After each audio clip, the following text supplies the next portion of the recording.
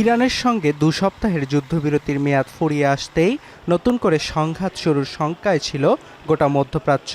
আর ট্রাম্পের ফের তেহরান আক্রমণের হুমকি তা উস্কে দেয় কয়েক গুণ। তবে স্বস্তির খবর হলো, যুদ্ধবিরতির মেয়াদ ফুরোনোর কয়েক ঘণ্টা আগেই তেহরানের সঙ্গে এর মেয়াদ বাড়ানোর ঘোষণা দিলেন ট্রাম্প। ট্রুথ সোশ্যাল পোস্টে ট্রাম্প জানান, মধ্যস্থতাকারী দেশ পাকিস্তানের অনুরোধে আলোচনা শেষ না হওয়া পর্যন্ত ইরানে হামলা চালাবে না ওয়াশিংটন। নোভা এলইডি টিভি, ঝকঝকে ছবি, নিখুঁত শব্দ, ৫ বছরের ওয়ারেন্টি। নোভা মানি সঠিক মান, নিশ্চিত সেবা। তবে যুদ্ধবিরতির মেয়াদ বাড়লেও ইরানের নৌবন্দর অবরোধ প্রত্যাহার করেনি ওয়াশিংটন।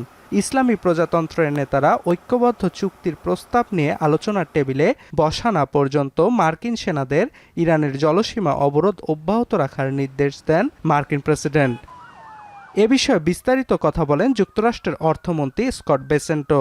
জানান, ইরানের বিরুদ্ধে সামরিক অভিযান বন্ধ হলেও দেশটির ওপর অর্থনৈতিক চাপ অব্যাহত রাখবে মার্কিন ট্রেজারি বিভাগ। দাবি করেন, ইরানের ভঙ্গুর তেলক্ষেত্রগুলো বন্ধ করবে ওয়াশিংটন। এছাড়াও ইরানের সঙ্গে সংশ্লিষ্টতার দায়ে ১৪টি প্রতিষ্ঠানের ওপর নিষেধাজ্ঞা আরোপ করেছে অর্থ বিভাগ।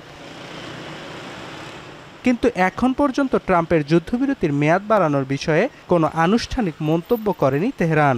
এর আগে এক এক্স পোস্টে আব্বাস আরাকচি দাবি করেন, ইরানের নৌবন্দর অবরোধ করে যুদ্ধবিরতি লঙ্ঘন করেছে ট্রাম্প প্রশাসন।